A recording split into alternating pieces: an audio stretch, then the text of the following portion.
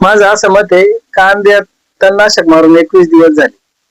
कांद्यातली चिकळी जळाली बुडखापर्यंत आणि परत खालून फुटली आणि बिलाईत पण जळालं होतं, ते पण परत फुटलं.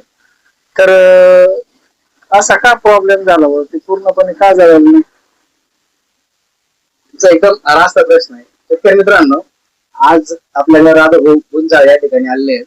यांचा जो प्रश्न आहे की कांद्यामध्ये त्यांनी तणनाशक वापरलं, परंतु त्यांना कांद्यामध्ये पाहिजे अशा प्रकारचं रिझल्ट त्या ठिकाणी मिळालं नाही. गवत परत त्या ठिकाणी फुटताना आपल्याला दिसून होतं. याचं जे मुख्य कारण आहे राधाभाऊ, ते असं सध्या जर आपण बघितलं, आजपर्यंत आपण जे काही प्रकारचे रासायनिक खत, रासायनिक औषधं जे आपल्या शेतामध्ये वापरतोय, त्याचा अंश आपल्या जमिनीमध्ये शिल्लक राहतो आणि तो अंश आपल्या पाण्यामध्ये उतरतो.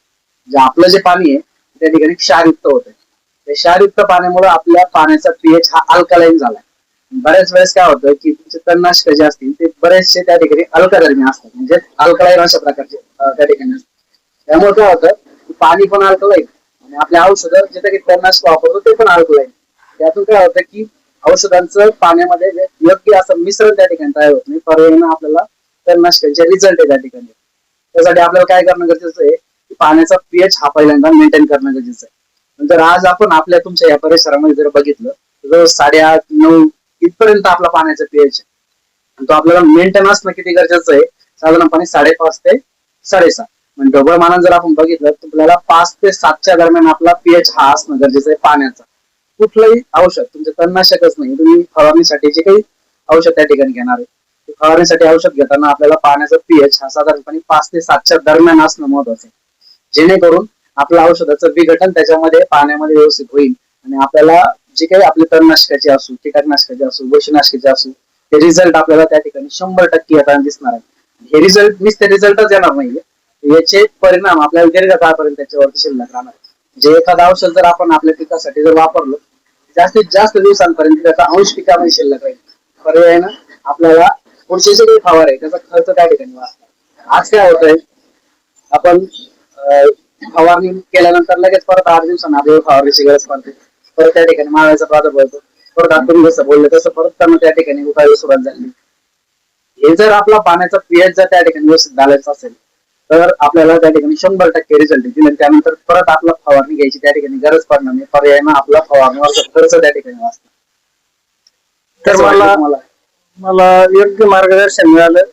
आणि माझा असा दुसरा एक प्रश्न असा आहे का, पाण्याचा पीएच तपासणं म्हणजे पाणी कोणत्या याच्यामध्ये पाहिजे बुवा आपल्याला? पाण्याचा जो पीएच आहे तो साधारणपणे 1 ते 14 अंकांपर्यंत पाहिजे, बरोबर. 1 ते 7 पर्यंतचा पीएच असेल तर तो ऍसिडिक म्हणजेच आम्लधर्मी त्याला म्हणतात. आणि पाण्याचा पीएच जर तुमचा 7 ते 14च्या दरम्यान असेल तर तो अल्कधर्मी म्हणजे अल्कलाईन अशा प्रकारचं वॉटर त्याला म्हणतात. आपल्याला जो पाण्याचा पीएच पाहिजे ना तो आपल्याला 5.5 ते 6.5. ढोबळमानानं जर आपण बघितलं तर 5 ते 7च्या दरम्यान आपल्याला पाण्याचं पीएच असणं हे फार महत्वाचं आहे. आपल्याला हा पीएच जर आपल्याला मोजायचं जर असेल ना, आता हे पीएच मीटर आहे. या पीएच मीटर मध्ये आपण आपल्या पाण्याचा पीएच हा 100% त्या ठिकाणी मोजू शकतो.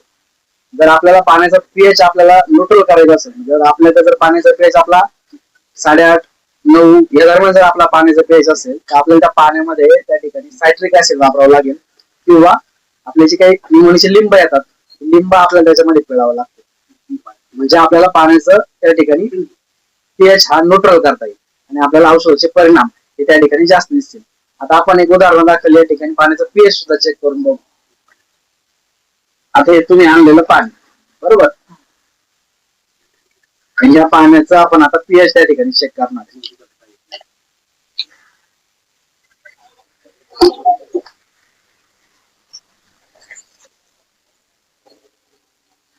आता जर आपण बघितलं तर आपल्याकडच्या पाण्याचा पीएच, ह्या पाण्याचा पीएच जवळजवळ तुमचं 7.5-8 पर्यंत जाते. हो बरोबर आहे. 7.5-8, 8.5 हा झाला आपला अल्कधर्मी पीएच. शेतकरी मित्रांनो आपणही बघू शकता हा पाण्याचा पीएच जो आहे, या पीएच मुळे जेवढं जास्त पीएच आता अल्कधर्मीचे पाणी, या पाण्यामुळे आपल्याला त्या ठिकाणी औषधाचे रिझल्ट किंवा दीर्घकाळ अशा प्रकारचं नियंत्रण हे मिळताना त्या ठिकाणी दिसत नाही. उदाहरण जर आपल्याला घ्यायचं झालं तर ऑर्गेनो फॉस्फेट गटातील क्लोरोफायरिफॉस हे जे काही कीटकनाशक आहे, हे जर आपण साधारणपणे 5 या पीएचच्या पाण्यामध्ये जर त्याची फवारणी केली साधारणपणे 63 दिवसांपर्यंत त्याचा अंश आपल्या पिकामध्ये शिल्लक राहतो. परंतु हेच जर पाणी आपण 8-8.5च्या पीएच मध्ये जर आपण या औषधाची फवारणी जर त्या ठिकाणी केली, साधारणपणे 1 ते 1.5 दिवसांपर्यंतच या औषधाचा अंश हा आपल्या पिकामध्ये त्या ठिकाणी शिल्लक राहतो. पर्यायानं आपल्याला पुन्हा एकदा त्या ठिकाणी जर कीटनाशक म्हणून एखाद्या कीटकनाशकाची फवारणी घ्यायची वेळ आली, त्या ठिकाणी आपला हा खर्च त्या ठिकाणी दुप्पट त्या ठिकाणी वाढत जात असतो. मित्रांनो, ही माहिती जर आपल्याला आवडली असेल तर विराज ऍग्रो चॅनलला सबस्क्राईब नक्की करा. धन्यवाद.